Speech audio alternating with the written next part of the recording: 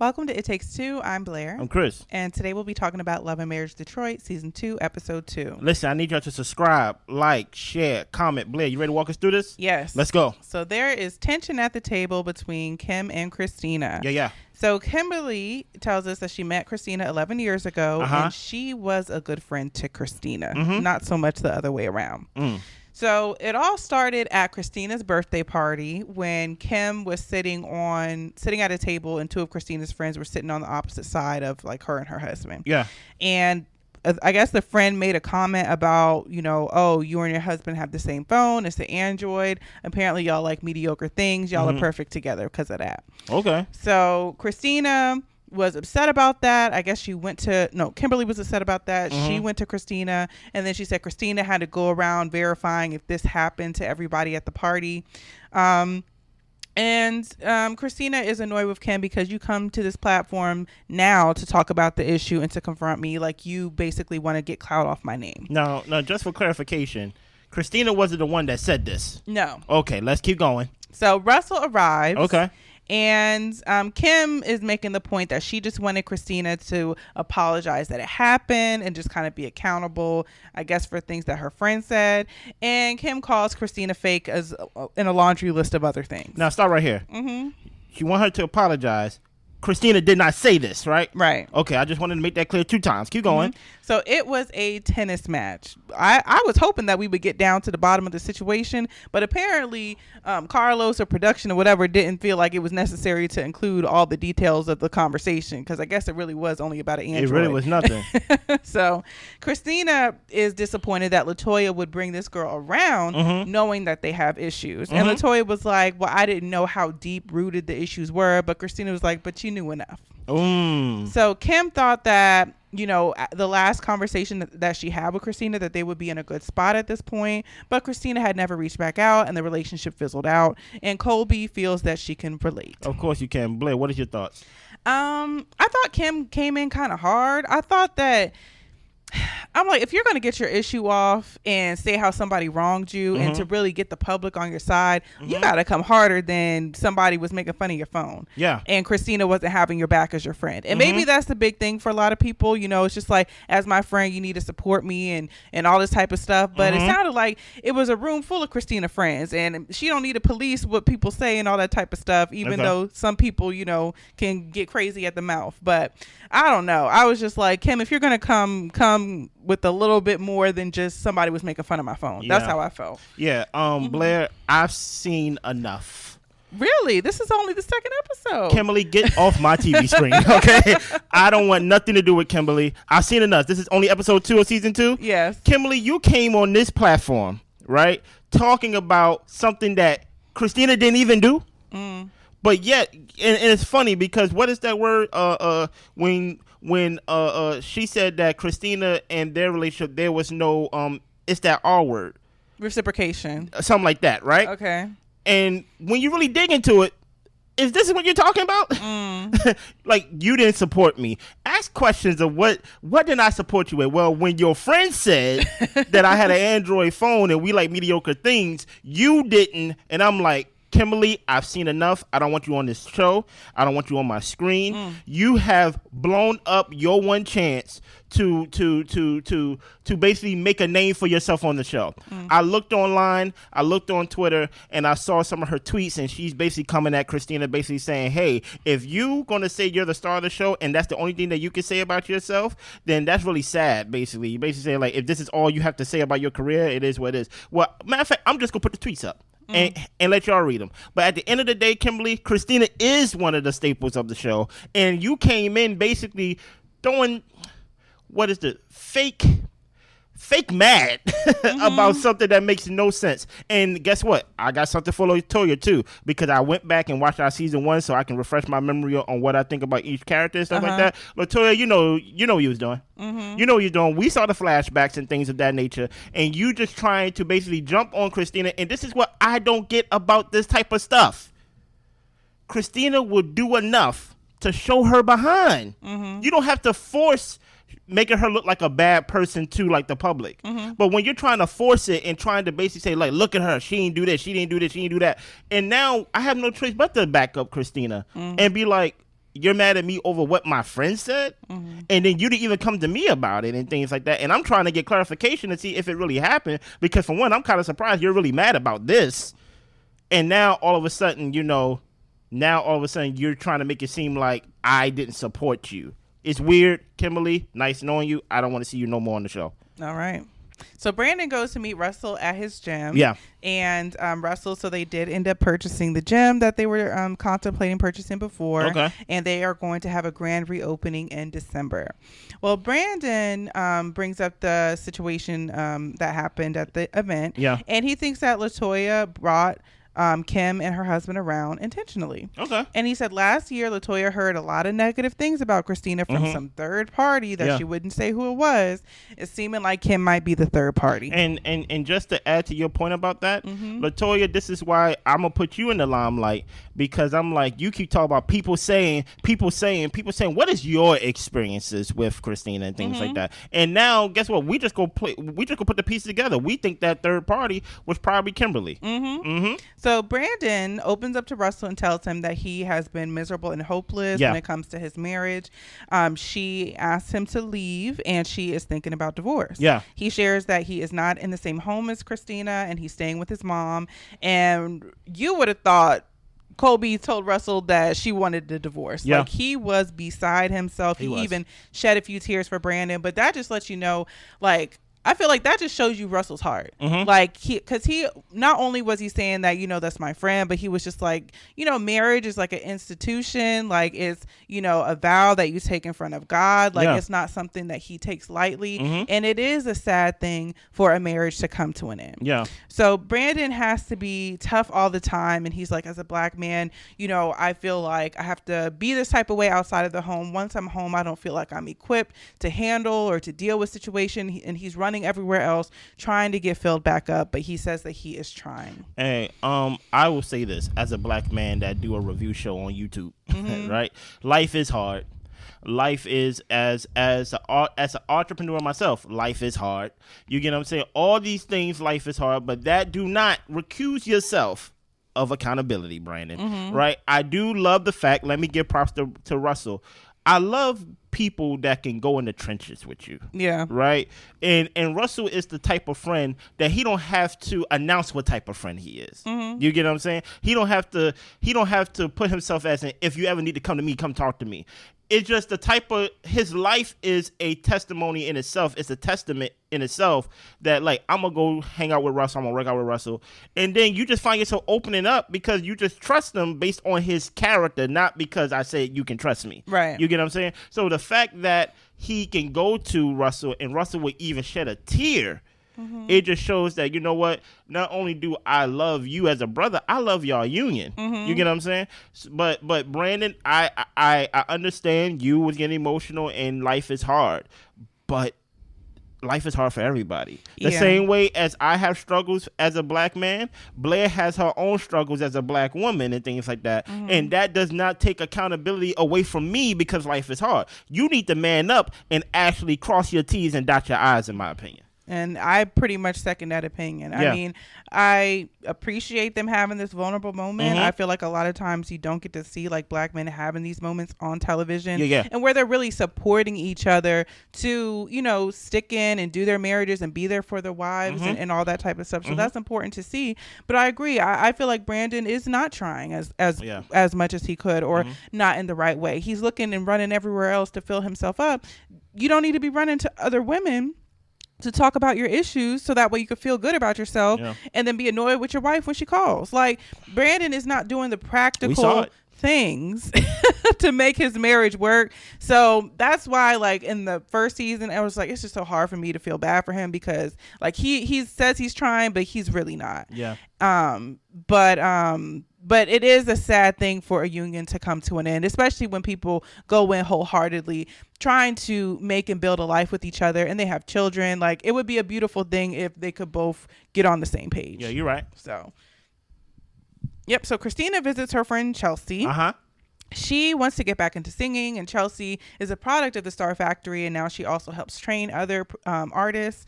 And she's saying that Chelsea is going to get her whipped into shape for dancing and singing. So she takes her through a few different exercises. We talk about how Brandon told Christina that he didn't see his wife as an artist. Yeah. So she shelved the idea of herself being an artist. She was trying to be a good, submissive wife, so she did what Brandon would prefer her to do, which is not be a singer. But at this point in her life, she wants to get back to pursuing it. So Christina fills Chelsea in on the interaction with Kimberly and just kind of how that went. Chelsea was just pretty much co-signing Christina and just like, yeah, I've heard Kim popping off at people in different places. So, you know, but the thing is, that's what Chelsea's supposed to do. Yeah. Christina thinks that Brandon doesn't believe that she's serious about being an artist, and she tells Chelsea that Brandon is out of the house. She feels that when she puts her foot down too hard, he ends up wanting to get a divorce. Yeah. And at this point, she thought that he was really going to leave and not come back. But if he does want to come back, like, he needs to come back with the fruit of the spirit. And, you know, he's just not the man that she originally married. That's even hard for me to say, because she was saying he was looking at girls' booties and talking about their bodies at the wedding. So I'm just like, I don't know what you talking about, this church going man that you had, because I don't know if he ever been that man. Maybe he was going to church with you while he was also looking at all the ladies in the church. I'm just like, I don't know what Christina, I think she's a little delusional as well. Okay. So she wants him to find Christian married mentors who do not cheat on their wives. Well, he got Russell.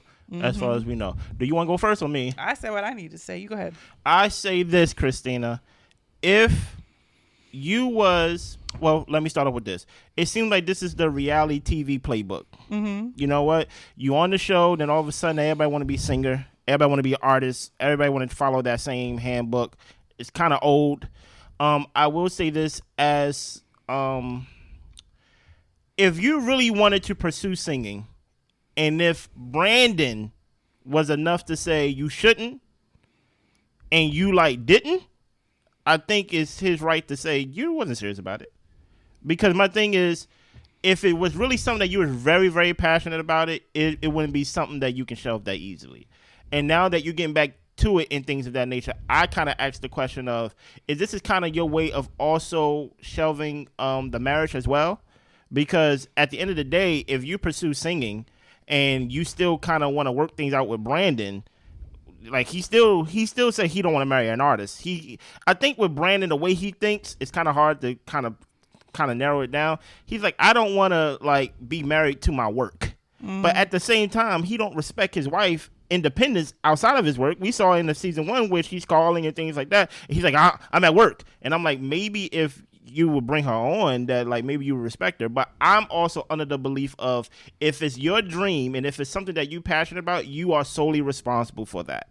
And I understand that you was a wife and you was married and things like that, but if you wanted to sing, you would still be singing. That's my opinion on that. Yeah, my thoughts on that is, I think that marriage and being a good wife is drilled into women so much that they like idolize and kind of like worship the idea of marriage. Yeah.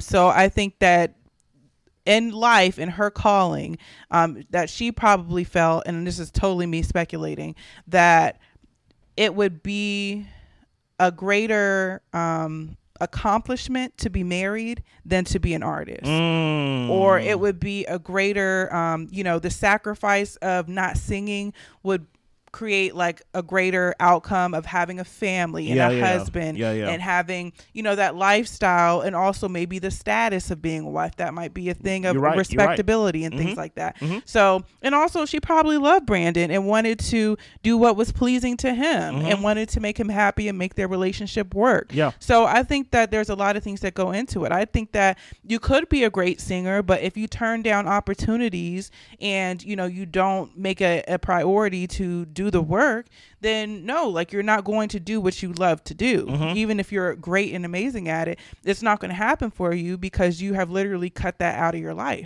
So my thing is, like, she could be great. I don't know how serious she is about it. I mean, we just have to see, like, how she proceeds with it and everything, but I do think that she may have put her dreams on hold in order to be this wife and to live this purpose that a lot of like churches and, you know, the Christian religion, I don't even feel, I'm not going to pontificate, but I'm just going to say that a lot of churches put women into a position of priming them for marriage since they're young girls, and it's just kind of hard to get out from under that. Yeah. So, but moving on, Anthony is hosting a Man's Movement event. Man Movement Anthony, MMA. Yes. So he is going to have an event at a high school and have some people come and speak. One of the guys there, I think that was Kimberly's husband, and he's going to speak there as well. He's also a motivational speaker. Okay. So Brandon arrives. Anthony invited him to come after the meeting. Okay. Anthony asks, are we going to move forward or leave things where they're at? Okay. First of all, Brandon was a little bit irritated because he was like, I see you had this man movement event or whatever the case may be. Apparently I wasn't invited to this. And Anthony felt that, well, Brandon was cracking too many jokes at the last time, so he didn't want him to be there. Okay. So the issue that Brandon was having is that, you know, at the showcase, he felt like Anthony was trying to cut him out of the showcase, and he was also bringing around his ops to these spaces. That was true. So Anthony doesn't think that he did anything wrong in this situation, and Anthony thinks that Brandon has had a problem with him. Ben has some type of energy towards him. And Brandon was like, look, if we're really going to talk about it, Kim was brought in. She's Christina's op, and that's strange that LaToya would bring her around. Stop right there for a second. Just so we could count. Last season, Anthony brought Brandon up. Yeah. Right? LaToya this season brings Christina's up. So why are you trying to gaslight me, Anthony? Why are you trying to say, hey, Brandon, you got a problem with me? And I thought you always had a problem with me. Wait a minute. You're the one cutting me out of the showcase? You're the one bringing my ops in here, bringing relations that he had with Christina. Your wife over here bringing my wife ops. It's like, how is this on me now? You get what I'm saying? But let's continue. Yeah. Anthony, I don't know if you can clarify what Anthony was saying to me, because what Brandon said in the confessional is not quite what I heard Anthony say. Okay. So Anthony said, you know, whatever her decision is her decision, and she's going to have to deal with that, and I don't necessarily agree. But then Brandon said in the confessional that Anthony didn't agree with how Kim handled herself in the situation. I thought Anthony was referring to his wife, basically not appreciating her bringing Kim around. But I think that might have just been like an editing type of issue. I don't know. Because truth be told, these are two guys who are basically too stubborn to know that they really love each other and really want to be there for each other. First of all, you don't approach me with the whole, where do I stand? Where do we stand? You get what I'm saying? First of all, you come graciously with the, I don't like where we are. Right. Do you get what I'm saying? What can I do to get us back to the place where we were?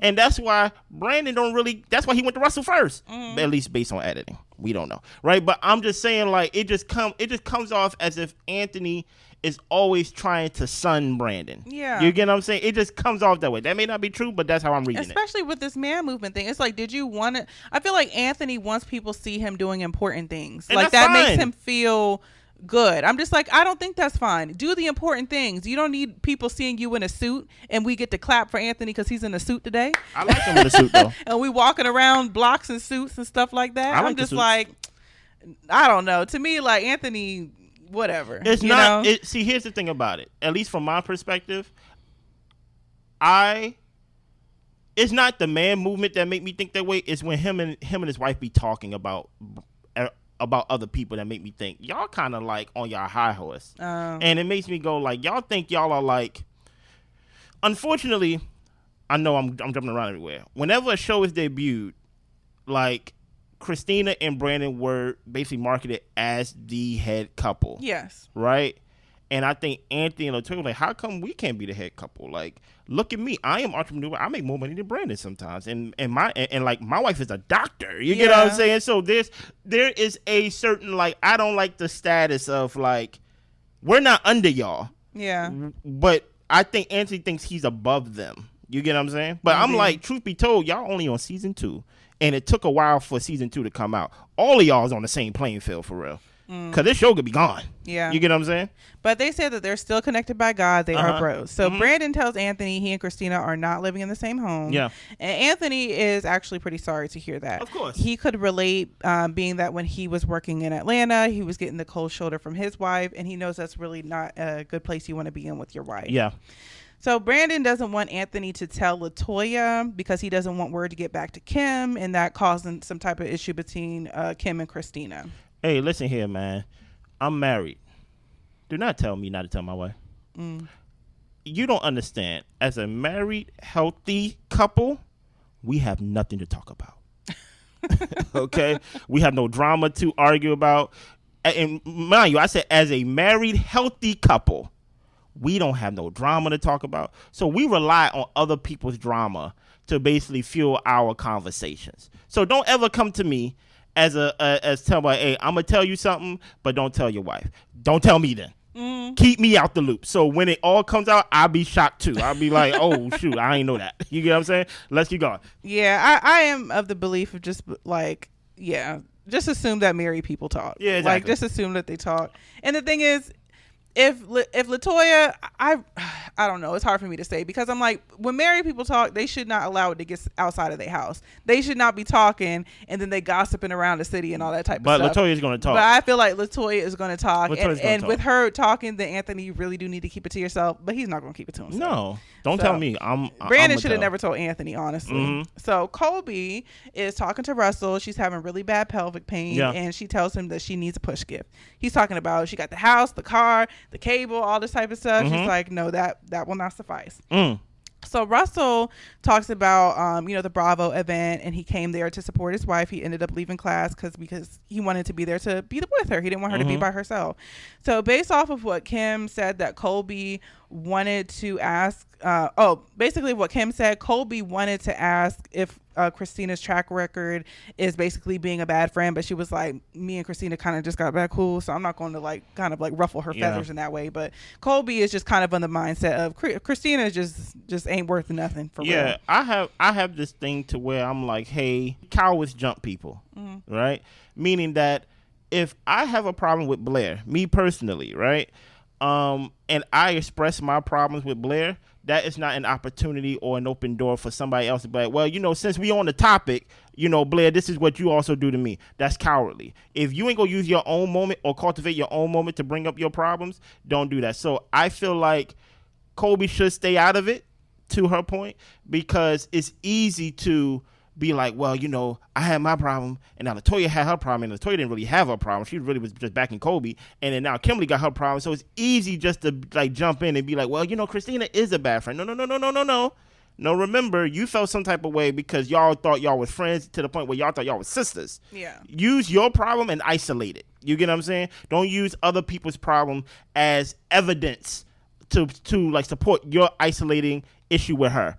Or isolated issue with her, in my opinion. I don't know. I feel like people show patterns in different relationships. So I think that's true based off what you're saying. Don't jump on Christina because somebody else is jumping off on her. But you can definitely use whatever information is being, presented to kind of gather and formulate your opinion of somebody. I agree. To be like, is this somebody that I really want to be that close with? I agree. So I'm just like, I think it was good that Kolby didn't broach that conversation with her, but she is taking note, and that's what she should be doing. And Blair, and if every situation was like that, I would agree 100%. But we just heard one girl get mad at her because Christina's friend was mad that she had an Android. So I'm not taking in that account. I'm not taking in your grief or with Christina because her friend says something about your Android. Right. I'm not going to hold that against Christina's account. I can't do that. Okay.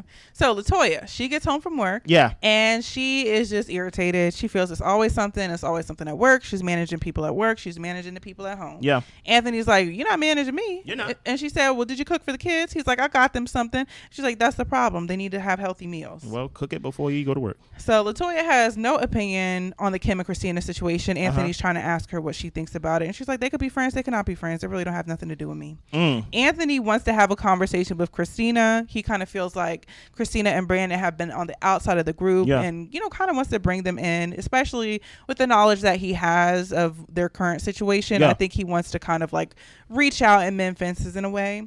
And LaToya is asking him for what? because she says the Smiths have had an issue with us inserting ourselves into their business. So I think it's best that we stay out of it. She tells him that I don't mind if you have a conversation with them, but don't let it be some type of thing of you jumping into their mess. If you're going as a friend, genuinely go as a friend. So he's like, I am going to have the conversation. Probably won't bring you LaToya because I don't want it to be no issue. But he is going to talk to Kristina. Yeah, and this is what I mean when I say Anthony thinks he's above a lot of people, because he thinks people go listen to his voice. And I'm like, if Kristina wanted to talk to you, she will seek you out. Exactly. You get what I'm saying? And many times than not, I'm different in like the way that I'm different in how I am with my relationships with my friends and their wives and their like fiancés and their girlfriends and things like that. But I wouldn't go to my boy wife to have a sit down with her and be like, so what is it about y'all not getting together? You know what I'm saying? Like you already talked to Brandon. So why do you feel the need to go and talk to Kristina? So I was 100% with LaToya, even though it may come off as a little stank and things like that. Like, for what? But really, I'm like, for what too? Because like, what reason do you have to talk to Kristina? Brandon shared with you the information. Yeah. So just keep that open conversation with Brandon and things like that. But talking to Kristina as if like what you're going to say is going to change their situation, I don't think he should do that. I feel like it comes across obsessive.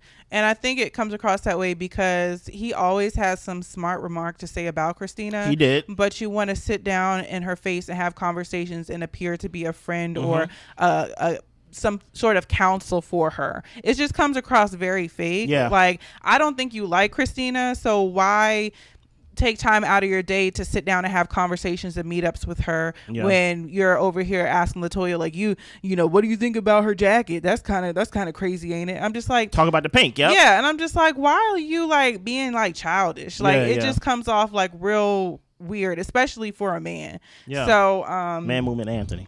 So for me, I'm of the mindset of LaToya. Honestly, you were talking to Brandon. Talk to Brandon about what Brandon needs to do. Isn't that the whole point of the man movement, of helping men step up and be men? Exactly. Don't talk to Kristina. So don't talk to Kristina and try to figure out what she need to do. Like, please stop. You said it perfectly, Blair. So they are having a gender reveal for Colby. It's kind of like a social media gender reveal moment with her staff, her friend, and of course Russell and her daughter. She's tired. She kind of didn't really want to know what the gender was.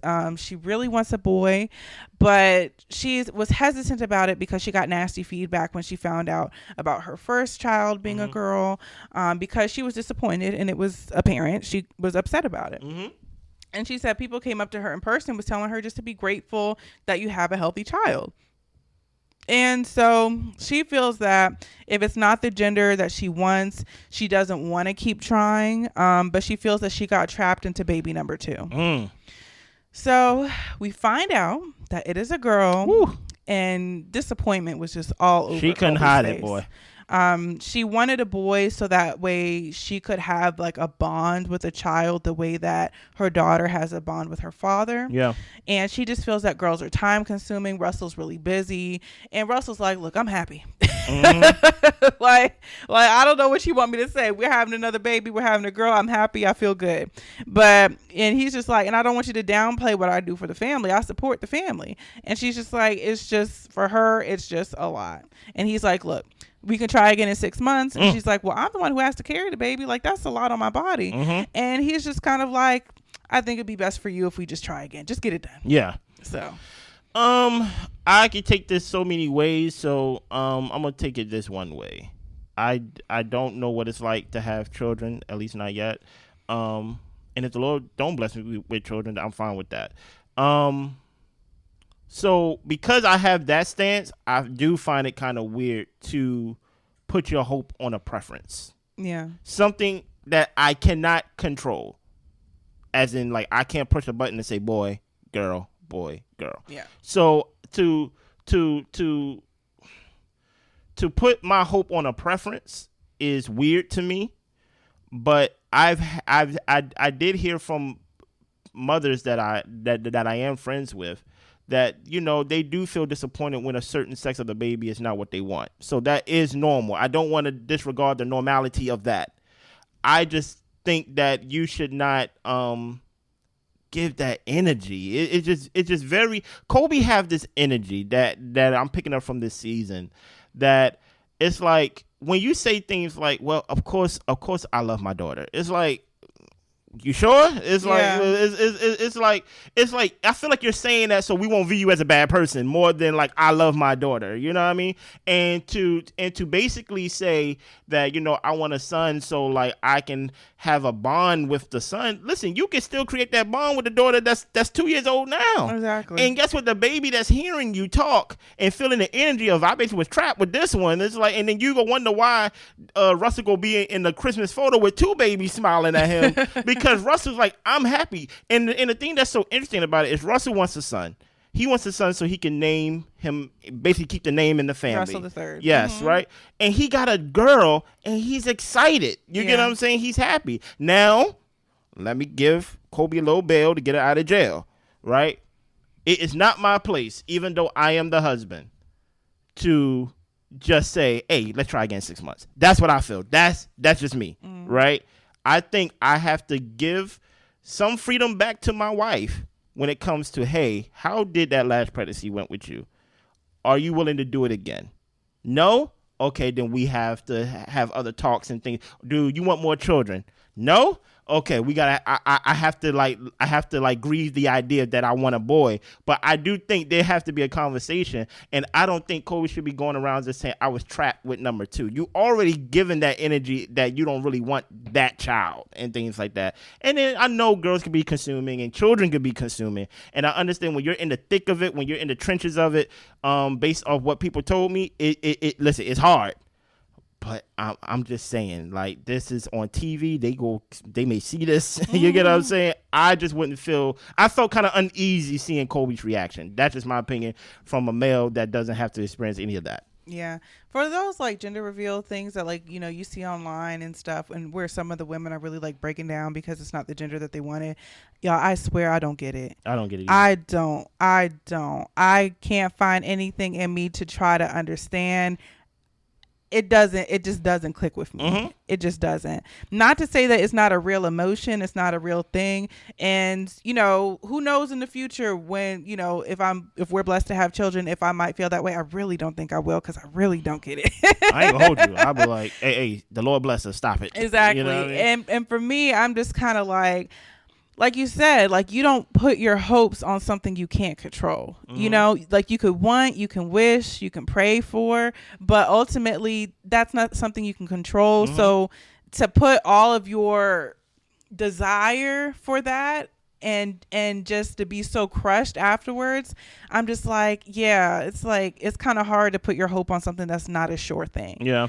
But I can understand the disappointment, but like you said, like Colby, like she said, she's tired, she's pregnant, she's in a lot of pain, like, you know, her energy is off, period. That's right. So I just think that with this on top of it, like, she just does just look very just unhappy, you know, and hopefully that can change and improve over time, and, you know, whatever the case may be for her in particular. But you know, I do feel like the baby might pick up on some of that energy that she's trapped and that she's doesn't really want to have this baby, or, you know, she's gonna love the baby but it's not quite the gender she wanted. Like, I'm just like, I would hope that she would make the effort to change her perspective and her attitude about it, and especially too, like, I feel like Russell is doing, you know, a good job of being a husband and supportive and, you know, doing everything you know, to make sure that she's comfortable in life and with this pregnancy, and she doesn't have to like strain herself in any type of way.